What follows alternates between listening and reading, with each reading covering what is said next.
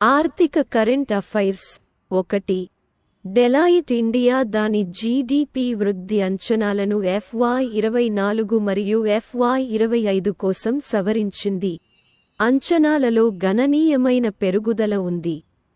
Consultancy FY24 కోసం 7.6 నుండి 7.8% బలమైన జీడీపీ వృద్ధిని అంచనా వేసింది. ఇది మునుపటి అంచనా 6.9 నుండి 7.2%. FY25 కోసం ఎదురు చూస్తుంటే, పెరుగుతున్న వినియోగ వ్యయాలకు ఆజ్యం పోసిన బలమైన ఆర్థిక కార్యకలాపాల వల్ల జీడీపీ 6.6% వరకు పెరుగుతుందని డెలాయిట్ అంచనా వేసింది. 2.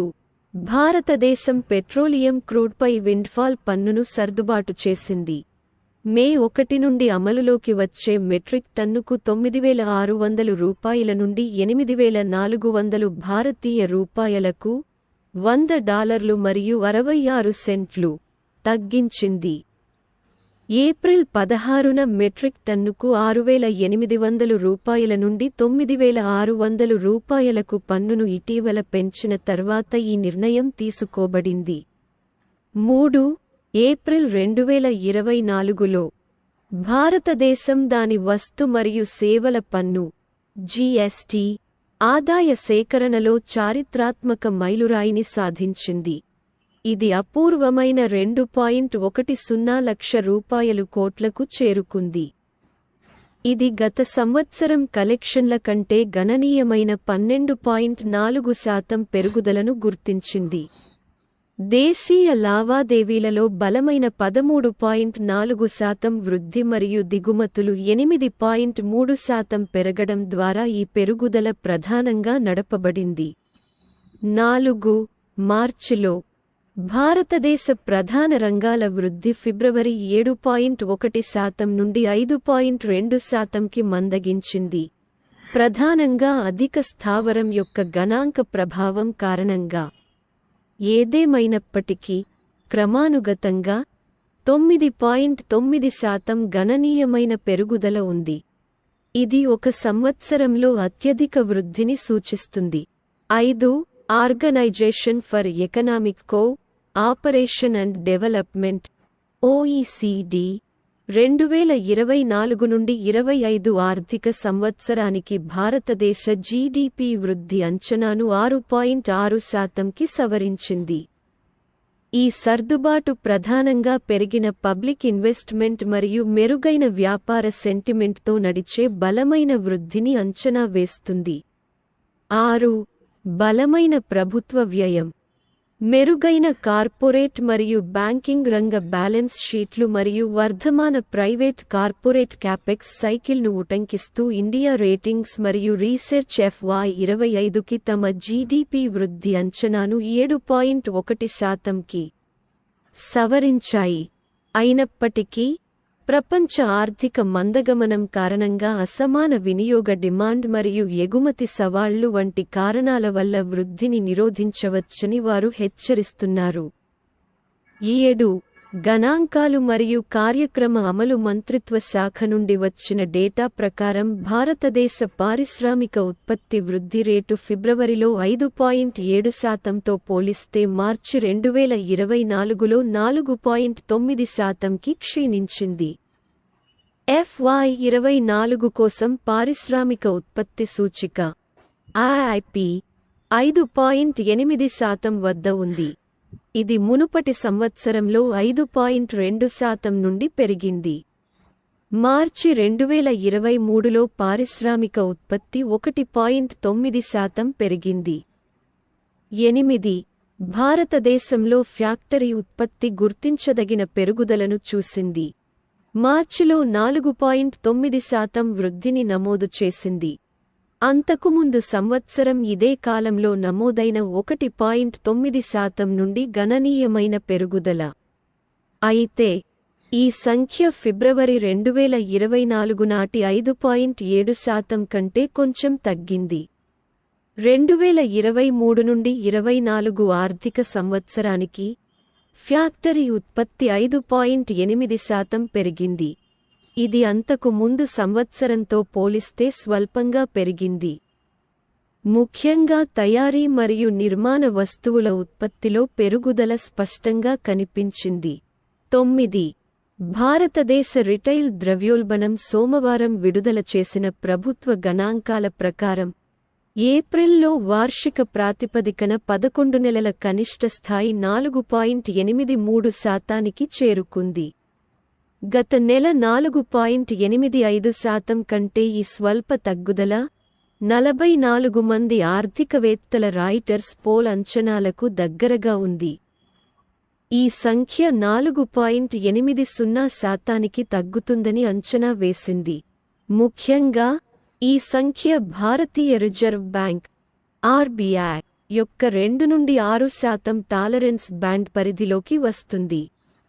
10 మార్చి 2024తో ముగిసే ఆర్థిక సంవత్సరంలో ప్రభుత్వ రంగ బ్యాంకుల (అప్స్/బ్లూ) సంచిత లాభం 1.4 లక్ష కోట్లకు చేరుకుంది.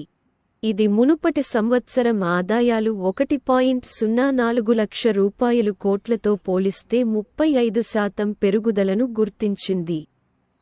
State bank of India (SBI) మొత్తం సంపాదనలో 40% కంటే ఎక్కువ వాటాతో ప్రధాన సహకారిగా ఉద్భవించింది.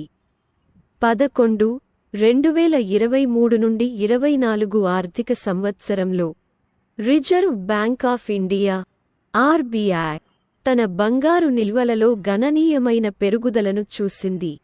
27.46 మెట్రిక్ టన్నులను జోడించి మార్చి 2024 చివరి నాటికి మొత్తం 822.10 మెట్రిక్ టన్నులకు చేరుకుంది. దీంతో మొత్తం విదేశీ మారకద్రవ్య నిల్వల్లో బంగారం వాటా గత ఏడాది 7.81% నుంచి దాదాపు 8.15%కి చేరుకుంది. 12 ఏప్రిల్లో భారతదేశంలో టోకు ద్రవ్యోల్బణం మార్చిలో 0.53% నుండి 13 నెలల గరిష్ట స్థాయి 1.26%కి పెరిగింది. ఈ పెరుగుదలకు ప్రధానంగా ఆహార వస్తువుల ధరలు, ముఖ్యంగా కూరగాయల ధరలు పెరగడం మరియు నెలరోజుల ప్రతి ద్రవ్యోల్బణం తర్వాత ఇంధనం మరియు విద్యుత్ ఖర్చులు సంవత్సరానికి 1.4% పెరగడం వల్ల ఆజ్యం పోసింది. 13 మూడీస్ రేటింగ్స్ మార్చి 2025 FY25 తో ముగిసే ఆర్థిక సంవత్సరంలో భారత ఆర్థిక వ్యవస్థకు 6.6% విస్తరణను అంచనా వేసింది. ఈ వృద్ధి పథం బలమైన క్రెడిట్ డిమాండ్కు ఆజ్యం పోస్తుందని అంచనా వేయబడింది. ముఖ్యంగా నాన్ బ్యాంకింగ్ ఫైనాన్షియల్ కంపెనీలకు (ఎబ్క్లు) లాభదాయకంగా ఉంది. పెరుగుతున్న నిధుల ఖర్చుల వల్ల ఎదురయ్యే సవాళ్లు ఉన్నప్పటికీ. 14 ఐక్యరాజ్యసమితి 2024 కోసం భారతదేశ ఆర్థిక వృద్ధి అంచనాను సవరించింది. బలమైన ప్రభుత్వ పెట్టుబడి మరియు స్థితిస్థాపకమైన ప్రైవేట్ వినియోగం ద్వారా నడిచే బలమైన విస్తరణను అంచనా వేసింది. భారతదేశ ఆర్థిక వ్యవస్థ ఇప్పుడు 2024లో 6.9% పెరుగుతుందని అంచనా వేయబడింది. జనవరిలో 6.2% అంచనా వేయబడింది. 2025లో 6.6% వృద్ధి రేటు అంచనా వేయబడింది. ఈ ఆశావాద దృక్పథం దక్షిణాసియా మొత్తం ఆర్థిక పనితీరును పెంపొందించడంలో భారతదేశ పాత్రను హైలైట్ చేస్తుంది.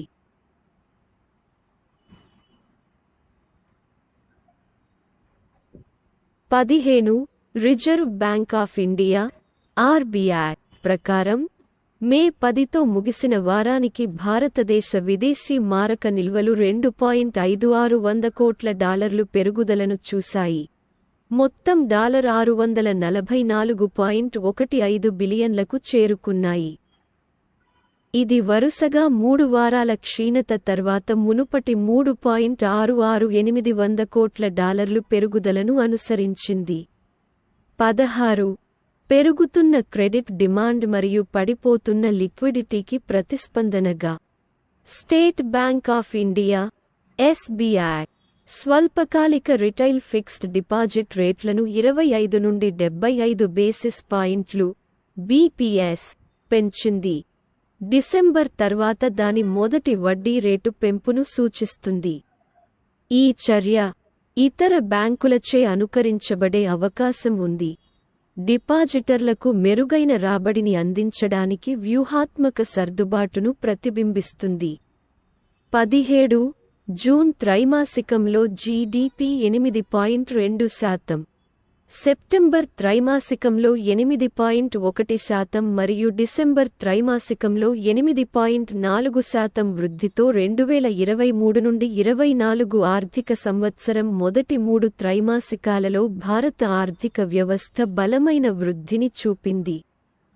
India ratings and research (INRA) GDP వృద్ధి రేటు మార్చి త్రైమాసికంలో 6.7% మరియు మొత్తం ఆర్థిక సంవత్సరానికి 6.9 నుండి 7%గా ఉంటుందని వారి ప్రధాన ఆర్థికవేత్త సునీల్ కుమార్ సిన్హా అంచనా వేస్తున్నారు. Q4కి సంబంధించిన అధికారిక జీడీపీ సంఖ్యలు మరియు FY24కి సంబంధించిన తాత్కాలిక అంచనాలు మే 31న విడుదల చేయబడతాయి.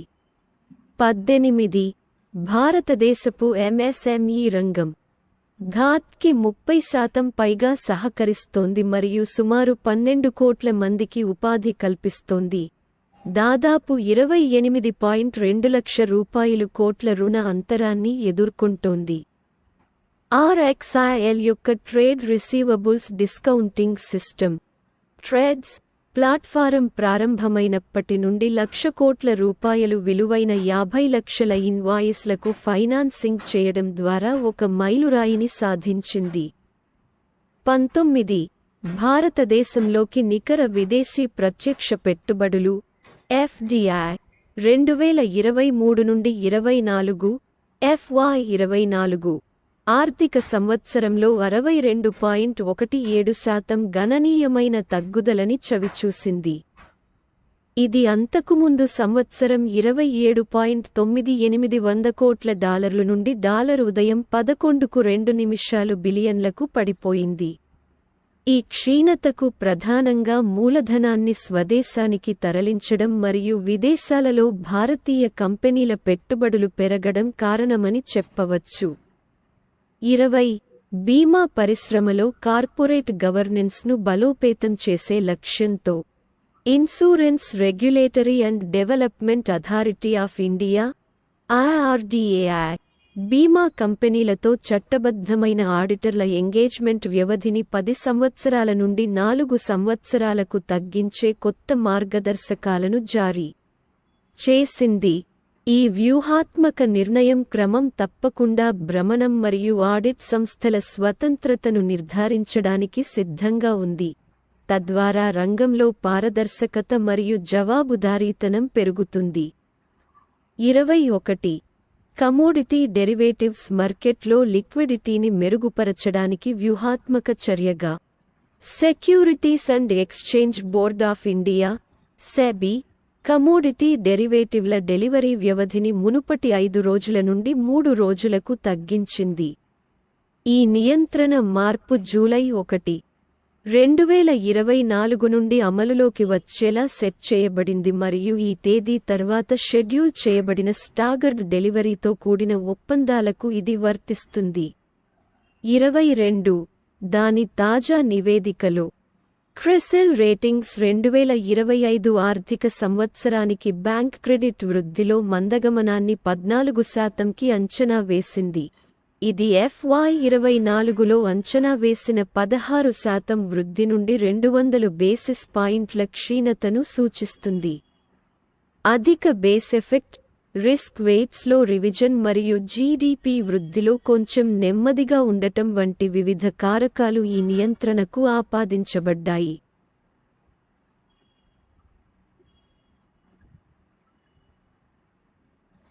వ్యాపార కరెంట్ అఫైర్స్ 1 చైనీస్ పారిశ్రామిక వస్తువులపై భారతదేశం యొక్క పెరుగుతున్న ఆధారపడటం గణనీయమైన ఆర్థిక మరియు భద్రతా సమస్యలను కలిగిస్తుంది. గత 15 సంవత్సరాలలో న్యూఢిల్లీ దిగుమతుల్లో చైనా వాటా 21% నుండి 30%కి పెరిగింది. ఈ పరిస్థితి వైవిధ్యభరితమైన మరియు స్థితిస్థాపకమైన సరఫరా గొలుసులను ప్రోత్సహించడానికి దిగుమతి వ్యూహాల యొక్క వ్యూహాత్మక పునఃపరిశీలనను కోరుతుంది. 2. హిటాచీ పేమెంట్ సర్వీసెస్ భారతదేశంలో కొత్త అప్గ్రేడబుల్ ఆత్మలను ఆవిష్కరించింది. అభివృద్ధి చెందుతున్న అవసరాలకు అనుగుణంగా బ్యాంకులు తమ మెషీన్లను క్యాష్ రీసైక్లింగ్ మెషీన్లుగా, కార్మ్లు స్వీకరించడానికి అనుమతిస్తుంది. మేక్ ఇన్ ఇండియా చొరవ కింద తయారు చేయబడిన ఈ ఆత్మలు భారతీయ ఏటీఎం పరిశ్రమలో విప్లవాత్మక మార్పులను సృష్టించే అవకాశం ఉన్న బ్యాంకులకు సౌలభ్యాన్ని మరియు సామర్థ్యాన్ని అందిస్తాయి. 3. ప్రభుత్వ రంగ సంస్థ అయిన Indian renewable energy development agency (IREDA) కి ప్రభుత్వం ప్రతిష్టాత్మకమైన నవరత్న హోదాను మంజూరు చేసింది. స్టాక్ ఎక్స్చేంజీలకు ఇటీవల దాఖలు చేసిన సమాచారం ప్రకారం ఈ ప్రతిష్టాత్మక హోదా భారతదేశంలో మొత్తం నవరత్న అప్సేల పబ్లిక్ సెక్టార్ ఎంటర్ప్రైజెస్ సంఖ్యను 17కి తీసుకువెళ్ళింది. 4. క్రెడ్ ఒక వినూత్న యూపీఐ ఆధారిత స్కాన్ అండ్ పే సేవను ప్రారంభించింది. ఇది ఫోన్ పే, గూగుల్ పే మరియు పేటీఎం వంటి అధికారాలను సవాలు చేస్తూ ఆఫ్లైన్ చెల్లింపుల రంగంలోకి ప్రవేశించడాన్ని సూచిస్తుంది. సూపర్ మార్కెట్లు, ఫాస్ట్ ఫుడ్ జాయింట్లు, బ్యూటీ సెలూన్లు మరియు ఫ్యాషన్ బోటిక్ల వంటి పెద్ద ఫార్మాట్ స్టోర్లకు సౌలభ్యాన్ని విస్తరిస్తూ ఏదైనా క్యూఆర్ కోడ్ని ఉపయోగించి వినియోగదారులు వారి బ్యాంక్ ఖాతాల నుండి నేరుగా చెల్లింపులు చేయడానికి ఈ సేవ అనుమతిస్తుంది. 5. ఇండియన్ ఆయిల్ కార్పొరేషన్ (IOC) భారతదేశంలో 1 గిగావాట్ (GW) పునరుత్పాదక ఇంధన సామర్థ్యాన్ని అభివృద్ధి చేయడానికి 5,215 కోట్ల రూపాయల గణనీయమైన పెట్టుబడిని ప్రకటించింది. ఈ వ్యూహాత్మక చర్య సాంప్రదాయ చమురు మరియు గ్యాస్ వెంచర్లకు మించి IOC యొక్క విస్తృత వైవిధ్యీకరణ వ్యూహంతో సమలేఖనమవుతుంది. 6. వరల్డ్ లైన్ ఈపేమెంట్స్ ఇండియా చెల్లింపు అగ్రిగేటర్గా పనిచేయడానికి reserve bank of India (RBI) నుండి ఆమోదం పొందినట్లు ప్రకటించింది. ఈ ఆమోదం భారతీయ మార్కెట్ పట్ల కంపెనీకి ఉన్న అంకితభావాన్ని నొక్కి చెబుతుంది మరియు బాగా నియంత్రించబడిన చెల్లింపుల ల్యాండ్స్కేప్లో సమ్మతి కోసం దాని నిబద్ధతను నొక్కి చెబుతుంది. 7. భారతదేశ తయారీ రంగం కొత్త ఆర్థిక సంవత్సరం మొదటి త్రైమాసికంలో దాని పటిష్టమైన పనితీరును కొనసాగించింది. గత సంవత్సరం నక్షత్రాల ప్రదర్శన నుండి దాని ఊపందుకుంది. ఏప్రిల్లో HSBC India manufacturing purchasing managers index (PMI) 2021 ప్రారంభం నుండి దాని రెండవ బలమైన విస్తరణను నమోదు చేయడంతో ఉత్పాదక కార్యకలాపాలతో ఒక అద్భుతమైన చిత్రాన్ని వెల్లడించింది. 8.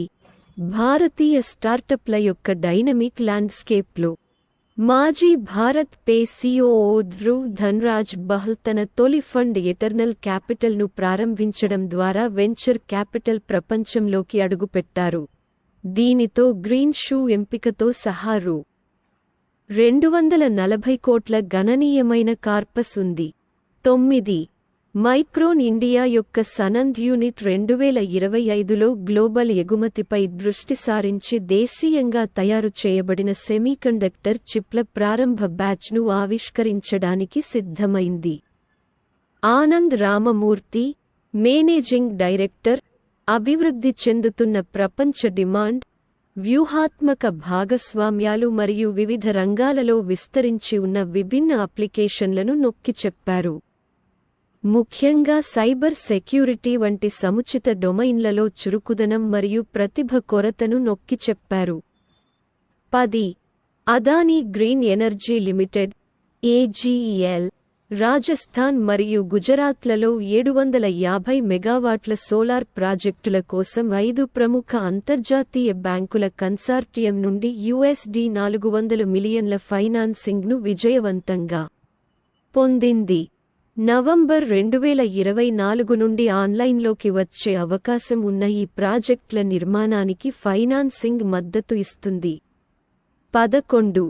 ఒక ముఖ్యమైన అభివృద్ధిలో విద్యుత్ మంత్రిత్వ శాఖ ఆధ్వర్యంలోని REC limited, Gujarat International Finance Tech City, GIFT, గాంధీనగర్లో అనుబంధ సంస్థను స్థాపించడానికి భారతీయ రిజర్వ్ బ్యాంక్ ఆర్బీఐ నుండి ఆమోదం పొందింది.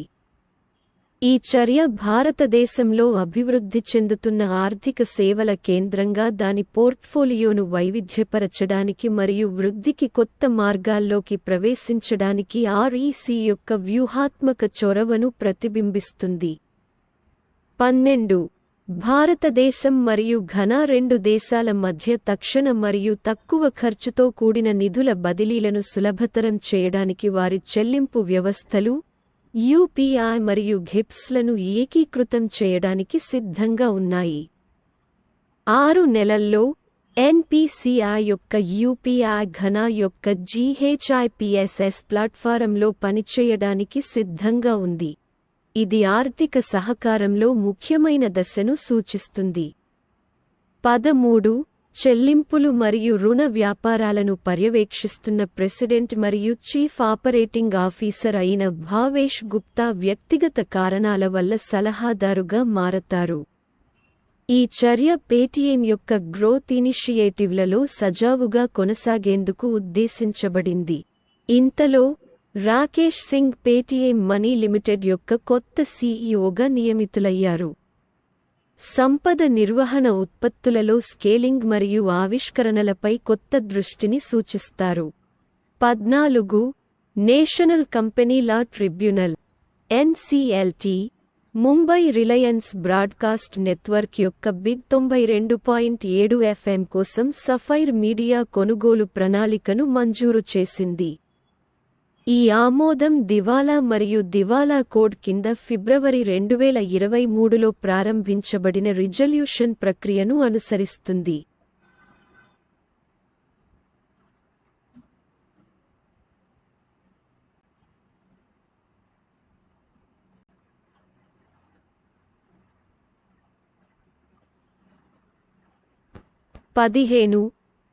REDA ministry of new and renewable energy MNRE కింద ఉన్న ప్రభుత్వ యాజమాన్యంలోని సంస్థ గిఫ్ట్ సిటీ, గుజరాత్లోని international Financial Services Centre IFSC లో REDA global green energy finance IFSC limited పేరుతో అనుబంధ సంస్థను ఏర్పాటు చేసింది.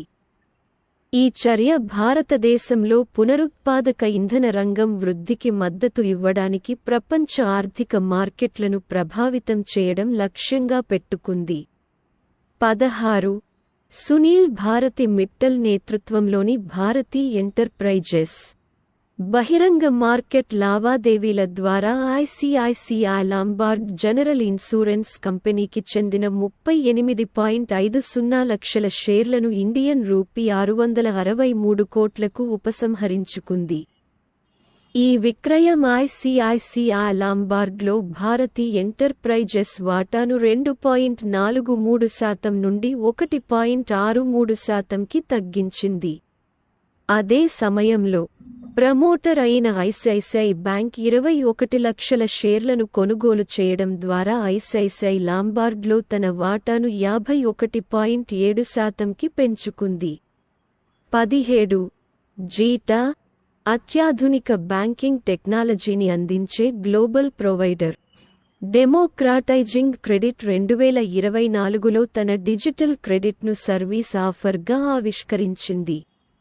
యూపీఐ స్కీమ్పై ఎన్పీసీఐ యొక్క క్రెడిట్ లైన్ను ప్రభావితం చేస్తూ జీటా భారతదేశంలో అభివృద్ధి చెందుతున్న క్రెడిట్ మార్కెట్లోకి ప్రవేశించాలని లక్ష్యంగా పెట్టుకుంది. లావాదేవీల వాల్యూమ్లు 2030 నాటికి $1 ట్రిలియన్ను అధిగమించగలవని అంచనా వేసింది. ఈ మార్కెట్లో 50%ని స్వాధీనం చేసుకునే లక్ష్యంతో జీటా యొక్క సొల్యూషన్ బ్యాంకుల కోసం క్రెడిట్ జారీ ప్రక్రియలను క్రమబద్ధీకరిస్తుంది. విభిన్న క్రెడిట్ ఉత్పత్తుల యొక్క వేగవంతమైన విస్తరణను సులభతరం చేస్తుంది.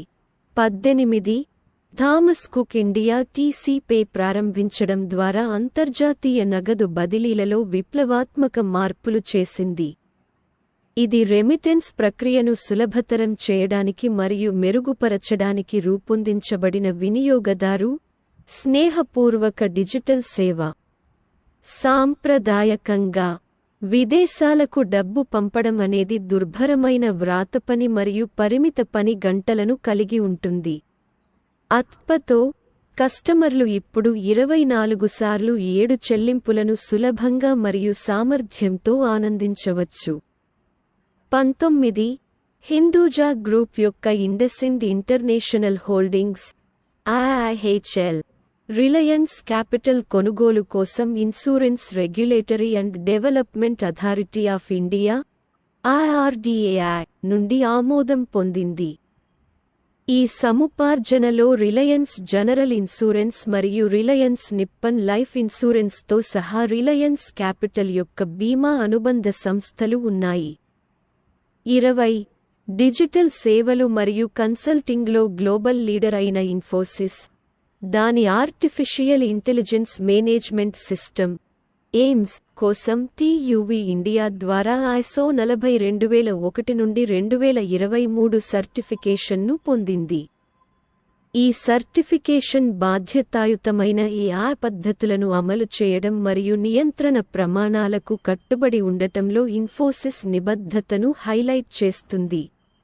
21 సుస్థిర ఇంధన సాధనల వైపు గణనీయమైన పురోగతిలో ఛత్తీస్గఢ్లో ఉన్న steel authority of India limited (SAIL) యొక్క కీలక యూనిట్ అయిన భిలాయ్ స్టీల్ ప్లాంట్ (BSP) రాష్ట్రంలోని ప్రీమియర్ ఫ్లోటింగ్ సోలార్ ప్రాజెక్ట్ను ప్రారంభించేందుకు సిద్ధంగా ఉంది.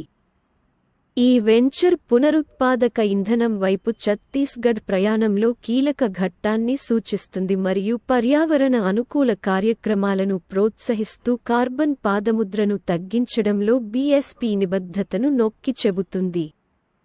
22 ఒక సంచలనాత్మక చర్యలో భారతదేశపు అగ్రగామి ద్విచక్ర వాహన తయారీ సంస్థ హీరో మోటోకార్ప్ డిజిటల్ కామర్స్ కోసం ఓపెన్ నెట్వర్క్ ONDC తో ఏకీకృతం చేసిన దాని రంగంలో మొదటి స్థానంలో నిలిచింది.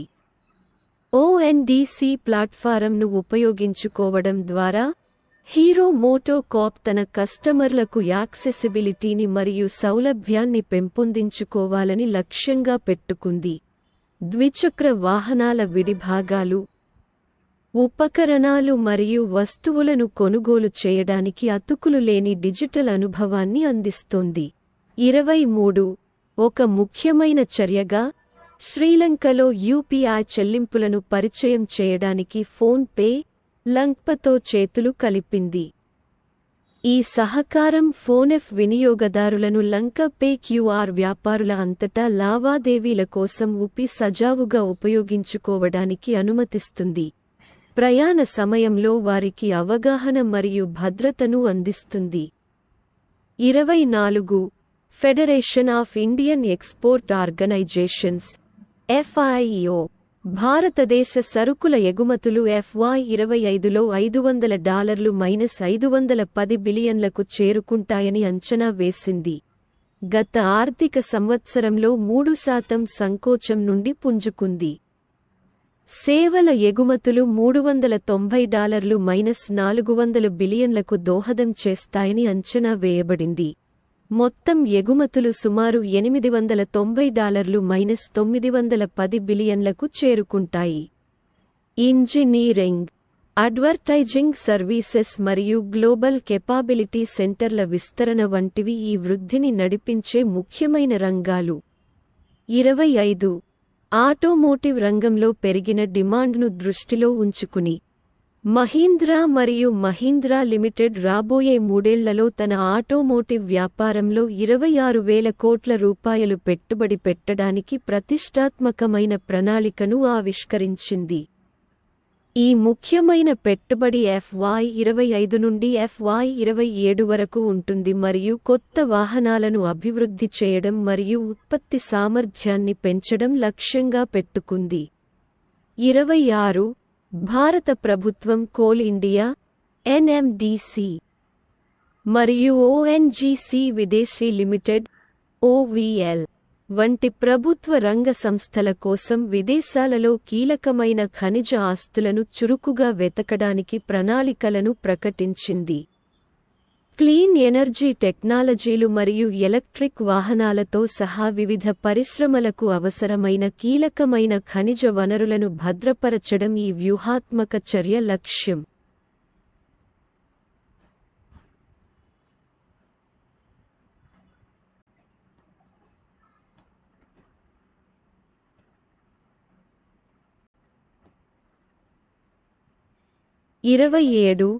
ఫ్యూజన్ మైక్రో ఫైనాన్స్ తన విస్తరణ ప్రణాళికలకు ఆజ్యం పోసేందుకు United States International Development Finance Corporation DFC నుండి 10 లక్షల డాలర్లు రుణాన్ని పొందింది. ప్రధానంగా గ్రామీణ మహిళా పారిశ్రామికవేత్తలకు సాధికారత కల్పించడంపై దృష్టి సారించింది. 8 ఏళ్ల రుణంలో భాగంగా 10 లక్షల డాలర్లు ప్రారంభ పంపిణీ, వ్యాపార కార్యకలాపాలను మెరుగుపరచడం మరియు ఆర్థిక చేరిక ప్రయత్నాలను ముందుకు తీసుకెళ్లడం లక్ష్యంగా పెట్టుకుంది. 28 టాటా మోటార్స్ అనుబంధ సంస్థలు. Tata Motors passenger vehicles TMPV మరియు Tata passenger electric mobility TPEM తమ అధీకృత ప్యాసింజర్ మరియు ఎలక్ట్రిక్ వాహనాల డీలర్ల కోసం వినూత్న ఫైనాన్సింగ్ ప్రోగ్రామ్ను అందించడానికి బజాజ్ ఫైనాన్స్తో జతకట్టాయి. ఈ భాగస్వామ్యం ఫైనాన్సింగ్ ఎంపికలను క్రమబద్ధీకరించడం మరియు ఈ డీలర్ల వ్యాపార కార్యకలాపాలకు మద్దతు ఇవ్వడం లక్ష్యంగా పెట్టుకుంది. 29 టెక్ మొగల్ ఎలోన్ మస్క్ ఇండోనేషియాలో SpaceX Starlink satellite internet సర్వీస్ను ప్రవేశపెట్టారు. ద్వీపసమూహం దేశంలోని మారుమూల ప్రాంతాలలో కనెక్టివిటీని మెరుగుపరచాలనే లక్ష్యంతో ప్రారంభోత్సవం బాలిలో జరిగింది. ఇక్కడ ఇండోనేషియా అధికారులతో పాటు మస్క్ మెరుగైన ఇంటర్నెట్ యాక్సెస్ యొక్క పరివర్తన సామర్థ్యాన్ని నొక్కి చెప్పారు. 30 Gujarat International Finance Tech City gift city లో తన స్థావరాన్ని విస్తరించుకునే వ్యూహాత్మక చర్యలో state bank of India SBI CCIL IFSC లిమిటెడ్లో 6.125% వాటా కొనుగోలును ఖరారు చేసింది. 6.125 కోట్ల రూపాయలు విలువైన లావాదేవీ గిఫ్ట్ సిటీలోని International Financial Services Centre IFSC లో తన పాత్రను పెంపొందించడానికి SBI నిబద్ధతను సూచిస్తుంది. 31 ప్రముఖ ఫార్మాస్యూటికల్ కంపెనీ అయిన ఆస్ట్రాజెనెకా క్యాన్సర్ పోరాట ఔషధాల యొక్క ఆశాజనక తరగతి అయిన యాంటీబాడీ డ్రగ్ కంజుగేట్లను ADCS ఉత్పత్తి చేయడంపై దృష్టి సారించి సింగపూర్లో అత్యాధునిక తయారీ కేంద్రాన్ని నిర్మించే ప్రణాళికలను ప్రకటించింది. 32 Indian oil corporation limited IOCL తన మొట్టమొదటి 100 ఆక్టేన్ ప్రీమియం ఇంధనం XP100ని శ్రీలంకకు ఎగుమతి చేయడం ద్వారా ఒక ముఖ్యమైన మైలురాయిని గుర్తించింది. ప్రీమియం హై ఎండ్ వాహనాల కోసం రూపొందించిన అధిక నాణ్యత ఇంధనం ముంబైలోని జవహర్లాల్ నెహ్రూ పోర్ట్ ట్రస్ట్ నుండి రవాణా చేయబడింది. ఈ ఈవెంట్ IOCL తన ప్రపంచవ్యాప్త పరిధిని విస్తరించడానికి మరియు దాని ఉత్పత్తుల నాణ్యతను ప్రదర్శించడానికి నిబద్ధతను హైలైట్ చేస్తుంది.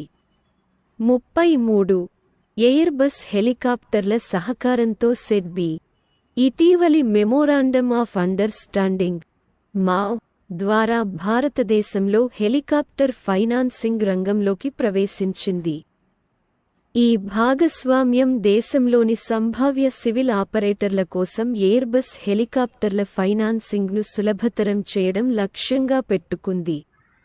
34 మహీంద్రా మరియు మహీంద్రా ఫైనాన్షియల్ సర్వీసెస్ భారతదేశం యొక్క నాన్ బ్యాంకింగ్ ఫైనాన్స్ సెక్టార్లో ప్రముఖ player. Insurance regulatory and development authority of India IRDAI నుండి కార్పొరేట్ ఏజెన్సీ లైసెన్స్ను పొందింది. ఈ లైసెన్స్ మహీంద్రా ఫైనాన్స్కి బీమా ఉత్పత్తుల పంపిణీని సులభతరం చేసే బీమా చట్టం 1938 ప్రకారం కార్పొరేట్ ఏజెంట్ కాంపోజిట్ గా వ్యవహరించడానికి అధికారం ఇస్తుంది. 35 టెక్ దిగ్గజం గూగుల్ $100 కోట్ల ఫండింగ్ రౌండ్లలో భాగంగా వాల్మార్ట్ యాజమాన్యంలోని కామర్స్ సంస్థ ఫ్లిప్కార్ట్లో $350 మిలియన్లను పెట్టుబడి పెడుతోంది. ఈ పెట్టుబడి 2025 నుండి 26లో ప్రణాళిక చేయబడిన దాని ప్రారంభ పబ్లిక్ ఆఫర్ IPO సమయంలో $100 కోట్ల వాల్యుయేషన్ను లక్ష్యంగా చేసుకున్నందున ఫ్లిప్కార్ట్ వృద్ధికి మద్దతు ఇవ్వడమే లక్ష్యంగా పెట్టుకుంది. 36 వాల్ట్ డిస్నీ కో టాటా ప్లే లిమిటెడ్లో తన 30% మైనారిటీ వాటాను టాటా గ్రూప్కు విక్రయించడానికి ఒక ఒప్పందాన్ని కుదుర్చుకుంది. కంపెనీ విలువ సుమారు $100 కోట్ల.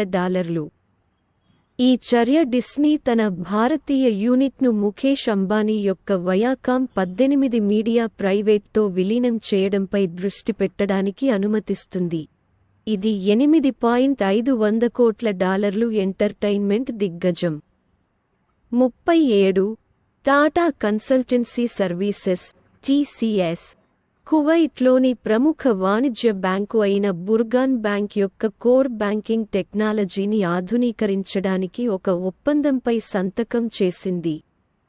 బర్గన్ బ్యాంక్ బహుళ లెగసీ అప్లికేషన్లను సమకాలీన సార్వత్రిక బ్యాంకింగ్ సొల్యూషన్గా ఏకీకృతం చేయడానికి, ఆవిష్కరణలు మరియు కస్టమర్ సంబంధాలను పెంపొందించడానికి TCS బంక్స్ అమలు చేస్తుంది. 38 సౌత్ ఆఫ్రికన్ రిజర్వ్ బ్యాంక్ యొక్క ప్రుడెన్షియల్ అథారిటీ దేశం యొక్క ఫైనాన్షియల్ ఇంటెలిజెన్స్ సెంటర్ యాక్ట్ 38లోని కొన్ని నిబంధనలను పాటించనందుకు స్టేట్ బ్యాంక్ ఆఫ్ ఇండియా యొక్క దక్షిణాఫ్రికా శాఖపై R10 మిలియన్ $4.5 కోట్ల ఫైనాన్షియల్ పెనాల్టీని విధించింది. 2001 పెనాల్టీలో తక్షణమే చెల్లించాల్సిన R5.50 మిలియన్ ఇప్పటికే చెల్లించబడింది మరియు 36 నెలల్లోపు సమ్మతిపై $4.50 మిలియన్ సస్పెండ్ చేయబడిన మొత్తం ఉంటుంది. 39 లైఫ్ ఇన్సూరెన్స్ కార్పొరేషన్ LIC లో అతిపెద్ద వాటాదారుగా ఉన్న భారత ప్రభుత్వం LIC ప్రతి షేరుకు ₹6 మధ్యంతర డివిడెండ్ను ప్రకటించిన తర్వాత $3,662 కోట్ల డివిడెండ్ను అందుకుంటుంది. మార్చి 31, 2024తో ముగిసిన త్రైమాసికంలో ఎలిసి $13,782 కోట్ల నికర లాభాన్ని ఆర్జించింది. గత ఏడాది ఇదే కాలంతో పోలిస్తే ఇది 4.5% పెరిగింది. 40 గెయిల్ ఇండియా లిమిటెడ్ దేశంలోని ప్రముఖ సహజ వాయువు ప్రసార మరియు పంపిణీ సంస్థ దాని మొదటి గ్రీన్ హైడ్రోజన్ ప్లాంట్ను ప్రారంభించడం ద్వారా ఒక ముఖ్యమైన మైలురాయిని సాధించింది. మధ్యప్రదేశ్లోని విజయపూర్లో ఉన్న ఈ ప్లాంట్ కొత్త మరియు ప్రత్యామ్నాయ ఇంధన వనరుల రంగంలోకి గెయిల్ను ప్రారంభించింది.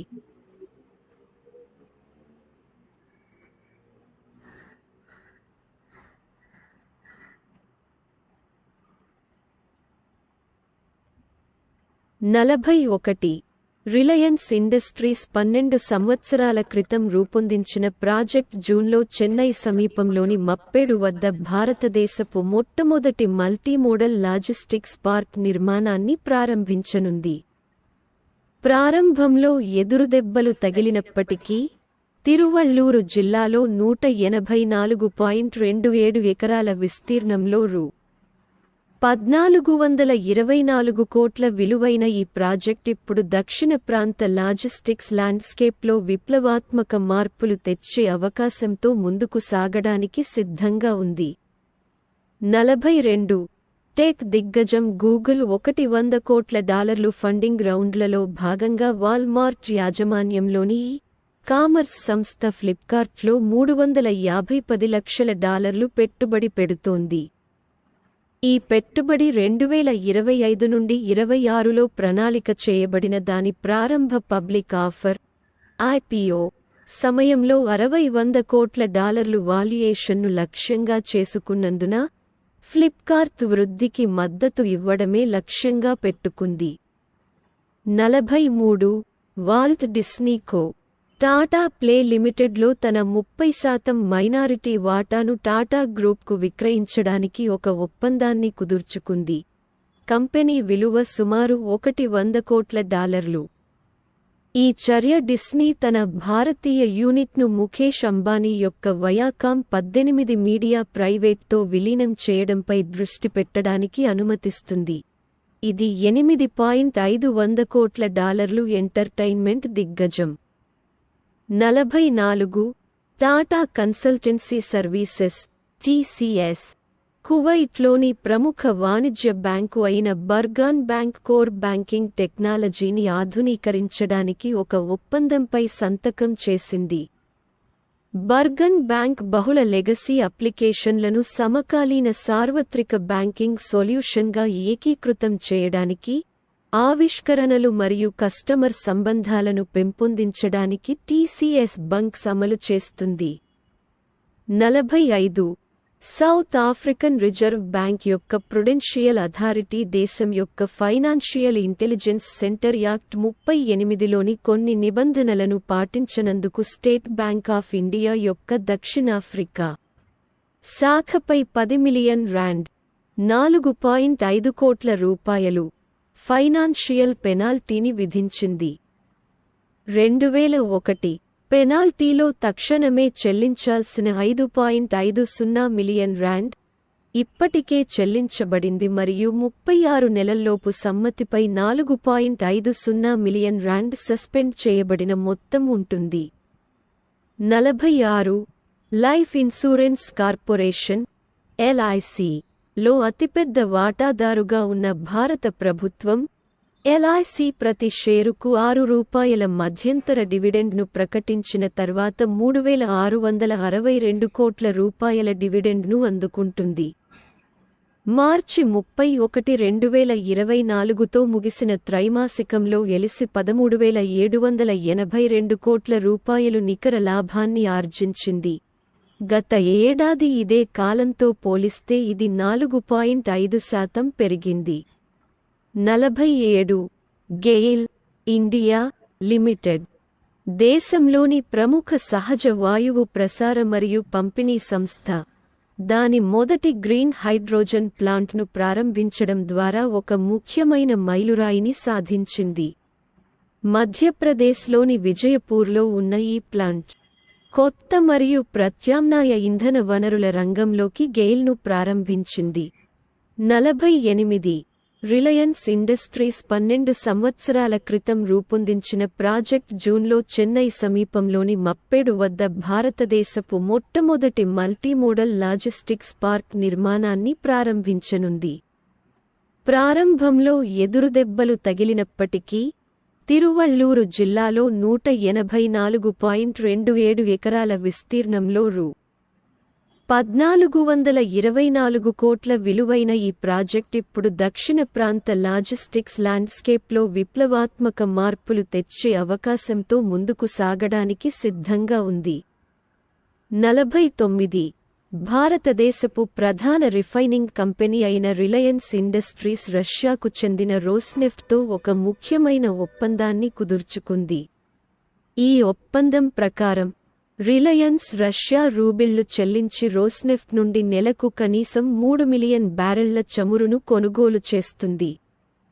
ఈ చర్య పాశ్చాత్య ఆంక్షల మధ్య ప్రత్యామ్నాయ వాణిజ్య యంత్రాంగాల కోసం రష్యా అధ్యక్షుడు వ్లాదిమిర్ పుతిన్ యొక్క పిలుపుతో సమానంగా ఉంటుంది.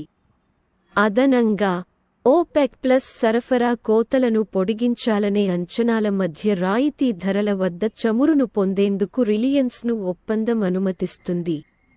50 Credit Agricole Societe Generale, Deutsche Bank మరియు BNP పారిబాస్తో సహా యూరోపియన్ యూనియన్ బ్యాంకులు ఆడిట్ పర్యవేక్షణ హక్కులకు సంబంధించి తమ హోం అధికారులు మరియు భారతీయ విధాన రూపకర్తల మధ్య ప్రతిష్టంభన కారణంగా భారత ప్రభుత్వ బాండ్లు మరియు డెరివేటివ్లను వర్తకం చేయడంలో అడ్డంకులను ఎదుర్కొంటున్నాయి. European Securities and Markets Authority (ESMA) Clearing Corp of India (CCIL) ని అక్టోబర్ 2022లో గుర్తించింది. ఇది ప్రత్యామ్నాయ క్లియరింగ్ మెకానిజంల అవసరాన్ని ప్రాంప్ట్ చేసింది. 51 రిలయన్స్ ఇండస్ట్రీస్ లిమిటెడ్ (RIL) మరియు టాటా గ్రూప్ భారతదేశంలోని 2 ప్రముఖ వ్యాపార సమ్మేళనాలు ప్రఖ్యాత టైమ్ మ్యాగజైన్ ద్వారా ప్రపంచంలోని 100 అత్యంత ప్రభావవంతమైన కంపెనీల లో ఒకటిగా ఉన్నాయి. ఈ గుర్తింపు